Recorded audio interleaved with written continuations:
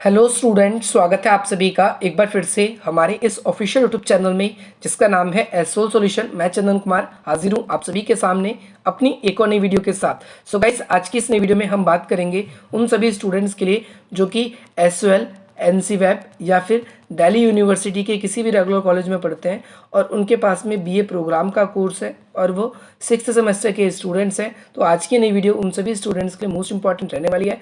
आज हम बात करेंगे आपके 4th सेमेस्टर की, वे सभी स्टूडेंट्स जो कि 4th सेमेस्टर के स्टूडेंट्स हैं और उनके पास में हिस्ट्री का विषय है। तो आज की नई वीडियो उन सभी के लिए इंपॉर्टेंट है। हिस्ट्री में भी आप सभी का सब्जेक्ट है, आपको ध्यान रखना है भारत का इतिहास सन 700 से 1950 तक। ये आपको अगर इतिहास पढ़ना है तो आज की नई वीडियो आप सभी के लिए मोस्ट इंपॉर्टेंट है। आज हम बात करेंगे कांग्रेस रेडियो की अनकही दास्तां के बारे में। ये पेपर में आपसे शॉर्ट नोट में क्वेश्चन पूछा जाता है और ये 2 पार्ट्स में आपके आता है। तो पार्ट 1 आज हम डिस्कस करेंगे, पार्ट 2 वो अनदर वीडियो के लिए होगी। अगर आपसे पेपर में ये क्वेश्चन आ जाए या फिर ये क्वेश्चन आ जाए कि खाफिया कांग्रेस रेडियो का अनकही दास्तां क्या थी। खाफिया यानी खुफिया से संबंधित है ये खाफिया शब्द। तो चलिए ज़्यादा देर ना करते हुए आज की अपनी इस वीडियो को हम स्टार्ट करते हैं। तो आप सभी को पता है, अपने क्लास 12th में भारत छोड़ो आंदोलन, क्विट इंडिया मूवमेंट आपने पढ़ा था।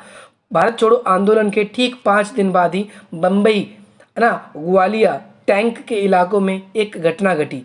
क्या घटना घटी? 14 अगस्त 1942 को उस प्रयोग में भारतीय स्वतंत्रता आंदोलन को दुनिया का अग्रणीय देश बना दिया। क्यों अग्रणीय देश बना दिया अभी आपको पता चल जाएगा, क्योंकि सबसे पहली बात तो अंग्रेजों से छुप छुपा के हम बहुत सारे गुप्त रूप से काम कर रहे थे, जिसकी खबर जो है अंग्रेजों को बिल्कुल भी नहीं थी। इसके अलावा जो भारत ने इस समय क्या किया, औपनिवेशिक सत्ता के खिलाफ में एक ऐसे प्रयोग 10-20 साल से क्यूबा, दक्षिण अफ्रीका और साथ ही साथ ऐसे देश जहाँ पर बहुत ज़्यादा इनके द्वारा अत्याचार किया जाता ब्रिटिशर्स के द्वारा, उनमें से भारत भी था। तो भारत ने उनसे लोहा लेने का कार्य किया।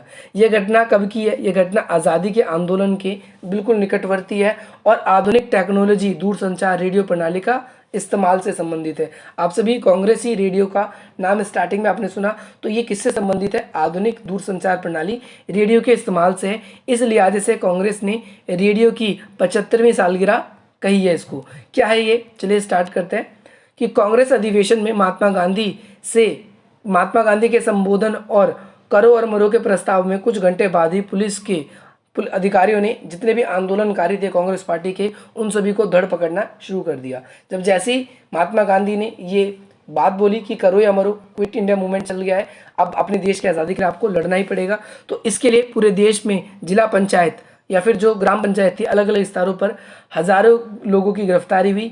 इसी बीच में कई सारे अखबार हैं, उन पे खबर छापने में पाबंदी लगा दी गई ताकि लोगों को भड़काया ना जा सके। कांग्रेसी नेताओं का छोटा सा समूह गिरफ्तारी से बच गया, जिसमें जयप्रकाश नारायण या फिर अच्युत पटवर्धन, राम मनोहर लोहिया जैसे नेता थे जो कि अंडरग्राउंड यानी भूमिगत हो गए और आंदोलन चलाते रहे। महात्मा गांधी ने अपने भाषण में कह दिया था कि आज हर एक व्यक्ति को अपने ढंग से अच्छे तरीके से फैसला करने के लिए आज़ाद है। हर एक व्यक्ति नेता है कि उसको किसका साथ देना है, उसे देश के लिए लड़ना है या अंग्रेजों के साथ रहना है या फिर अपने से ही खाली मतलब है। तो उन्होंने अपने भाषण में ये भी कह दिया था। और जो ब्रिटेन की हुकूमत थी, ब्रितानी हुकूमत, उसी के लिए इस्तेमाल हुआ है शब्द। उनको चिंता थी कि हर व्यक्ति आज़ादी का क्या अंत होगा। इसका मतलब यही होगा कि हमारी सत्ता जो हम भारतीयों पर नियंत्रण करते हुए आ रहे हैं वो हमारे हाथ से निकल जाएगी, देश में अराजकता फैलेगी, बहुत ज़्यादा हिंसा होगी, खून खराबा होगा और अफवाहों का बहुत डर था। जैसा कि 1857 वाली वीडियो में मैंने बताया था, अंग्रेज बहुत मुश्किल से अपने आप को बचा पाए थे। अफवाहों में कांग्रेस के लिए भी घातक हो सकती थी। ये सवाल था, देश के अंदर हो सकते हैं दंगे भी हो सकते थे। तो ये सवाल था कि आंदोलन में उससे जुड़े नेताओं को पुष्ट खबर कैसे पहुंचाई जाए, कैसे आंदोलन चला रहे नेताओं को पूरी की पूरी खबर मिले। तो 9 अगस्त 1942 को शाम के समय बम्बई के कुछ युवा कांग्रेस नेता जो थे, उनके समर्थकों की बैठक हुई, जिसके बीच में रेडियो टेक्नोलॉजी का समझ रखने वाले लोग भी शामिल थे, जिन्हें रेडियो टेक्नोलॉजी के बारे में थोड़ी जानकारी थी। उनका मानना था कि नया अखबार निकाला, इसका एक विकल्प नहीं हो सकता। यानी अखबार निकाले तो अखबार में क्या होगा कि ब्रिटिशर्स के अंडर में ही होता है, तो वो उस पर प्रतिबंध लगा सकती है। तो हमें क्या करना होगा कि इस विकल्प चुनना होगा, क्योंकि पुलिस दमन के अलावा उन्हें कोई भी क्षति बिल्कुल भी नहीं होगी।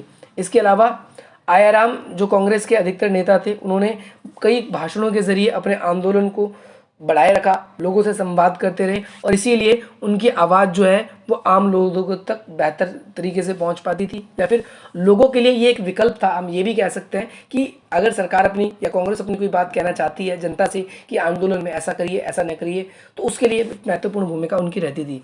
हालांकि महात्मा गांधी की आवाज़ बहुत अच्छी नहीं थी, शब्दों का चयन और उनके प्रति ईमानदारी इतनी पारदर्शिता थी कि वे सीधे दिलों को जीत जाते थे, लोगों के दिलों को वो जीत जाते थे।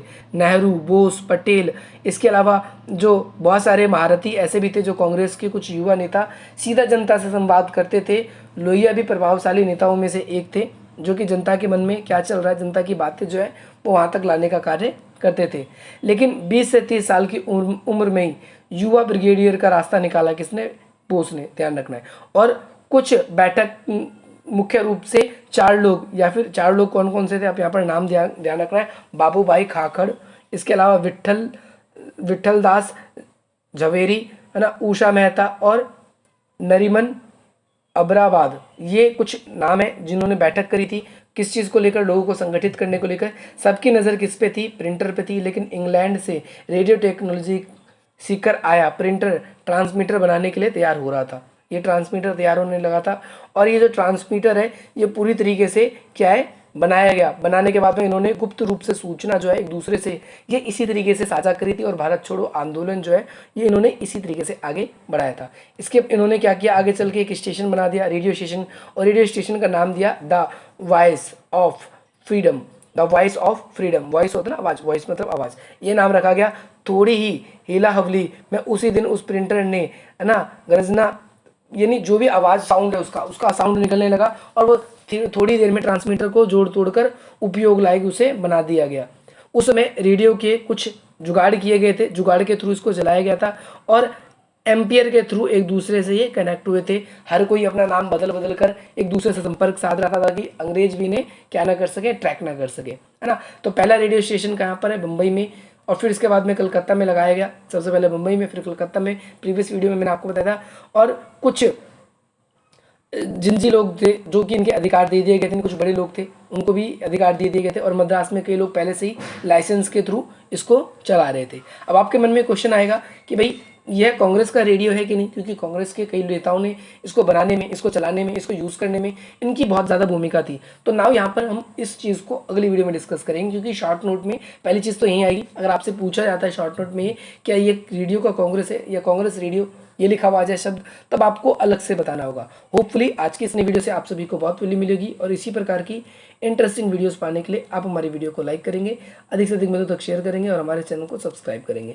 बाकी अगर आप लोग अपने कोई भी डाउट्स है तो इस तरीके से हमें भेज सकते हैं। डिस्क्रिप्शन बॉक्स में कुछ वेरियस इंपॉर्टेंट लिंक आप सभी के लिए दिए गए, जैसे टेलीग्राम, इंस्टाग्राम और हमारी फेसबुक आईडीज़ का। वहाँ पर आप अपने कोई भी डाउट है, अपनी कोई भी प्रॉब्लम है, उसको हम शेयर कर सकते हैं। मिलते हैं हम आपसे अपनी अगली वीडियो में। जय हिंद, जय भारत।